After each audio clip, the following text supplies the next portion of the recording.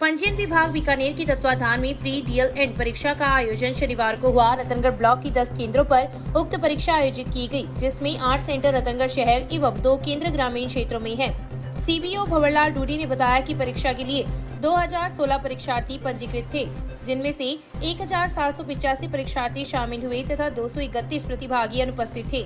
शहर की सभी राजकीय उच्च माध्यमिक स्कूल एवं गांव सैला व गोरीसर की राजकीय उच्च माध्यमिक स्कूल में उक्त परीक्षा का आयोजन हुआ था। दोपहर 2 बजे शुरू हुई परीक्षा शाम 5 बजे तक चली। परीक्षा के लिए केंद्र में परीक्षार्थियों को 1 बजे से प्रवेश शुरू कर दिया गया तथा उनके प्रवेश पत्र एवं मूल आईडी की जांच की गई। सबसे ज्यादा परीक्षार्थी राजकीय भुआलका बालिका स्कूल में थे, जिनकी संख्या 360 है।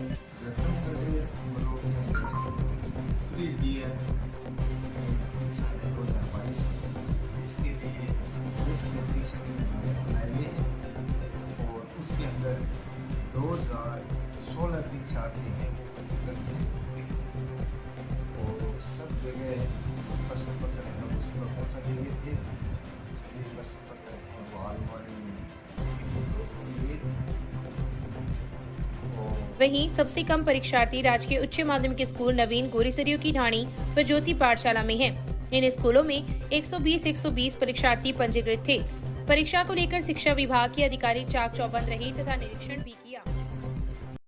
अजमेर जयंती के अवसर पर श्रीमेर क्षत्रिय स्वर्णकार समाज के तत्वाधान में 2 दिवसीय कार्यक्रम का शुभारंभ शुक्रवार की रात हुआ। दास बालाजी मंदिर के पास 2 दिवसीय महिला गरबा व डांडिया महोत्सव का शुभारंभ मां अम्बे की पूजा अर्चना के साथ हुआ। श्रीमेर क्षत्रिय स्वर्णकार सभा के अध्यक्ष पवन तोशावर ने मां अम्बे की पूजा अर्चना की। इस दौरान समाज की दर्जनों महिलाएं व युवतियों ने देर रात तक डांडिया नृत्य किया। कार्यक्रम के अंतर्गत 9 अक्टूबर को झांकी निकाली जाएगी, जो समाज की धर्मशाला से शुरू होकर शहर के मुख्य मार्गों से निकलेगी। झांकी का जगह जगह स्वागत भी किया जाएगा। इस अवसर पर प्रकाश तोशावर, बिशन लाल भून, पवन कुमार कड़ेर, चेतन प्रकाश सनकत, सुशील, सुनील तोशावर, कैलाश लावट, मनीष मायच, नवीन तोशावर, दिलीप भून, संजय कुलथिया, नरोत्तम कुलथिया, मदनलाल कुलथिया, लक्ष्मी नारायण तोशावर, सावरमल भूण, राजकुमार तोशावर सहित समाज की सैकड़ों की संख्या में लोग उपस्थित थे। रतनगढ़ में सीवरेज का कार्य कर रही L&T कंपनी से क्षेत्र के लोग काफी परेशान हैं। बेतरतीब ढंग से किए जा रहे कार्य के कारण आमजन को परेशानी का सामना करना पड़ता है। ऐसा ही मामला शनिवार को लिंक रोड पर देखने को मिला। लिंक रोड पर पिछले कुछ दिनों से सीवरेज का कार्य चल रहा है। पाइपलाइन डालने के बाद उक्त मार्ग पर सड़क का नव निर्माण किया जाना है, जिसके लिए विभाग सड़क की 1 से 4 फुट तक की खुदाई करवा रहा है। बेतरतीब ढंग से कार्य किए जाने के कारण आपने योजना की पेयजल लाइन क्षतिग्रस्त हो गई। पाइपलाइन के टूटने से लाखों लीटर पानी, मीठा पानी व्यर्थ बह गया। लिंक रोड का पुनर्निर्माण कर रहे हैं, रीकारपेट कर रहे हैं। उस दरमियान ये गैस गोडाउन के सामने जो हाइट थी उसको थोड़ा कम करके ठीक कर रहे थे। आज सुबह ये पाइपलाइन जो है गंदा की वो टूट के उससे हजारों लीटर पानी व्यर्थ बह गया। इस विभाग का कोई व्यक्ति भी नहीं था, गंदा विभाग का, न PWD का व्यक्ति था, न ये इस अंडरग्राउंड इनकी केबल भी की हुई है टेलीफोन वालों की। तो प्रशासन को ये चाहिए कि जहाँ भी ये काम होता है वहाँ सारे डिपार्टमेंट के लोग खड़े होकर उस काम को उनको गति देनी चाहिए। तो बिना जानकारी के अभाव में लेबर ऐसे ही इस काम को कर रही है, जिससे ये नुकसान हो रहे हैं। सूचना पर कांग्रेस नेता रमेश चंद्र इंदौरिया, पार्षद शशि कुमार गौड़ एवं जलदाय विभाग के राजेंद्र सिंह बिदावत मौके पर पहुंचे तथा पाइपलाइन को दुरुस्त करने के निर्देश ठेकेदार को दिए गए। पार्षद गौड़ ने ठेकेदार को पूर्व में की गई खुदाई का कार्य पूर्ण कर आगे खुदाई करने के लिए कहा गया। बिदावत ने बताया कि पेयजल लाइन क्षतिग्रस्त होने के कारण वार्ड 3, 4 व 5 के उपभोक्ता प्रभावित होंगे। शहर के लिंक रोड का वर्तमान में नव निर्माण चल रहा है। निर्माण कार्य का कांग्रेस नेता पुसाराम गुदारा ने निरीक्षण करते हुए अधिकारियों से वार्ता की। उन्होंने कहा कि उक्त सड़क शहर का प्रमुख मार्ग है, इसलिए इसकी गुणवत्ता पर विशेष ध्यान दिया जाए तथा आम लोगों को परेशानियों का सामना नहीं करना पड़े, इसके लिए पानी निकासी की व्यवस्था का भी ध्यान रखा जाए। उन्होंने कहा कि इस सड़क निर्माण के लिए किसी भी प्रकार की कोताही बर्दाश्त नहीं की जाएगी। इस मौके पर कांग्रेस नेता रमेश चंद्र इंदौरिया, अरविंद शाकलान, रामवीर सिंह रायका, किशोर बिजारनिया, सहीराम गुदारा, प्रभाती लाल प्रजापत, विकास सोनी, सुशील जांगीर, पवन जांगीर, पद्माराम ढूकिया, मुख्तियार खान सहित कई लोग उपस्थित थे। गांव बुधवाली में शनिवार को शिक्षा विभाग के नवाचार नो बैग डे पर विद्यार्थियों ने कई रचनात्मक कार्य किए। कक्षा 9 व 10 के क्षितिज वर्ग द्वारा बाल रेडियो गतिविधि आधारित कार्यक्रमों का प्रस्तुतिकरण किया गया। विद्यार्थियों द्वारा स्क्रिप्ट तैयार कर टीम के रूप में कार्य करते हुए योजना बनाकर प्रस्तुति दी गई। छात्रा अनुष्का व तमन्ना द्वारा IAS अधिकारी का साक्षात्कार, रायना व रिजवाना द्वारा क्रिकेट खिलाड़ी का साक्षात्कार, आरती व लाली द्वारा विज्ञापन, साइन व साजना द्वारा रेडियो फरमाइश, माला, माया, साजमीन, गीता व नाजिया द्वारा गीत गायन जैसे रेडियो रूपकों का उदाहरण प्रस्तुत किया। वहीं अंकुर, प्रवेश, दिशा व उन्नति वर्गों के विद्यार्थियों ने भी अपनी अपनी निर्धारित गतिविधियों में भाग लिया। शिक्षक प्रकाश कुमार, सुबी सिंह, ललिता मेहरबाना, सुशील कुमार, बिलाल अहमद, लुनाराम, मातूराम आदि द्वारा नो बैग डे पर विद्यार्थियों की विभिन्न गतिविधियों के आयोजन में प्रभावी भूमिका निभाई। प्रधानाचार्य गिरधारी लाल स्वामी ने विद्यार्थियों की सह शैक्षणिक गतिविधियों, खेल, रचनात्मक कार्य, लेखन, कौशल, टीम भावना, नेतृत्व क्षमता के विकास में नो बैग डे को शानदार नवाचार बताया।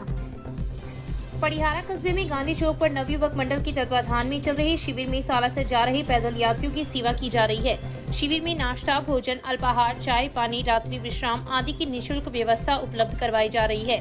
प्रतिदिन सैकड़ों लोग शिविर का लाभ उठा रहे हैं। नवरात्रा के प्रथम दिन शुरू हुआ शिविर पूर्णिमा तक चलेगा। पूर्णिमा के दिन रात्रि में शिविर स्थल पर भजन कीर्तन का आयोजन होगा तथा दूसरे दिन सभी सेवादार सामूहिक रूप से सालासर बाबा की दर्शनार्थ पैदल रवाना होंगे। शिविर में हनुमान प्रसाद सोनी, प्रहलाद प्रजापत, राजेंद्र गुज्जर, सीताराम दिरासरी, सुरेश प्रजापत, रेवत मल्लाई, ओम प्रकाश दिरासरी, दिनेश प्रजापत, श्याम सुंदर दिरासरी, सावनमल सिमार, जगदीश मारोठिया, थानमल सिमार, विशाल शर्मा, दीपचंद धादीज, जगदीश दिरासरी, नथमल खंडेवाल, मूलचंद प्रजापत, बनवारी लाल शर्मा, वासुदेव शर्मा सहित कई लोग अपनी सेवाएं दे रहे हैं। रतनगढ़ नागरिक परिषद कोलकाता एवं रतनगढ़ चैरिटी सोसाइटी के संयोजन से 2 दिवसीय निःशुल्क चिकित्सा शिविर का शुभारंभ 11 अक्टूबर को होगा। शास्त्री नगर स्थित पौधार पैलेस गेस्ट हाउस में लगने वाले शिविर में जिग्नेश भाई पटेल अपनी सेवाएं देंगे। शिविर में पीठ दर्द, जोड़ों का दर्द, स्लिप डिस्क, स्पॉन्डिलाइटिस एवं दबी हुई नस आदि का उपचार निःशुल्क किया जाएगा। शिविर की तैयारियों को लेकर अशोक बाजोरिया, रामरतन कंदोई, वासुदेव सांगानेरिया, मंगतूराम चौधरी, आनंद चौधरी, अरुण रामगढ़िया सहित कई लोग जुटे हुए हैं। अचानक शनिवार को मौसम का मिजाज बदल गया। सुबह से घनी बादल छाए रही तथा रुक रुक कर रिमझिम वर्षा का दौर भी चला। तेज हवाओं की वजह से लोगों को हल्की सर्दी का एहसास भी हुआ। देर शाम तक बादल छाए रहने से सूर्यदेव के दर्शन भी नहीं हुए। क्षेत्र में किसानों को इन दिनों खाद के लिए परेशानी का सामना करना पड़ रहा है। सहकारी समिति में खाद उपलब्ध नहीं होने के कारण किसान काफी परेशान हैं तथा बार बार समिति के चक्कर लगाने को मजबूर है। खाद नहीं मिलने के कारण अधिक रेट से किसान बाजारों से खाद खरीदने को मजबूर है। आगामी समय फसल बुआई के बाद किसानों को खाद की आवश्यकता है, लेकिन पिछले 15 दिनों से सहकारी समिति में खाद नहीं है। समिति के लेखाकार रामेश्वर प्रजापत ने बताया कि यूरिया व DAP आगे से नहीं आ रही है।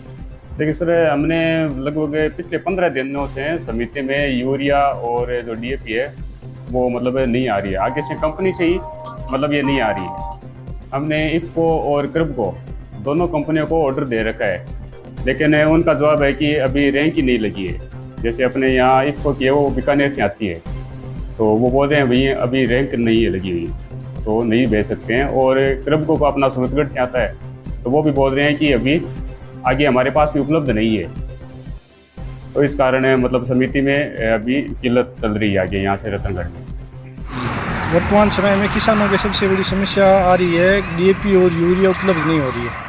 इसकी वजह से किसान अपनी फसल की बुआई नहीं कर पा रहे हैं। इससे गवर्नमेंट से अनुरोध रहेगा कि इस पर जल्द से जल्द ध्यान दे के कार्रवाई करी जाए और किसानों को जैसे कोऑपरेटिव सोसाइटी है उसमें DAP और यूरिया उपलब्ध कराए।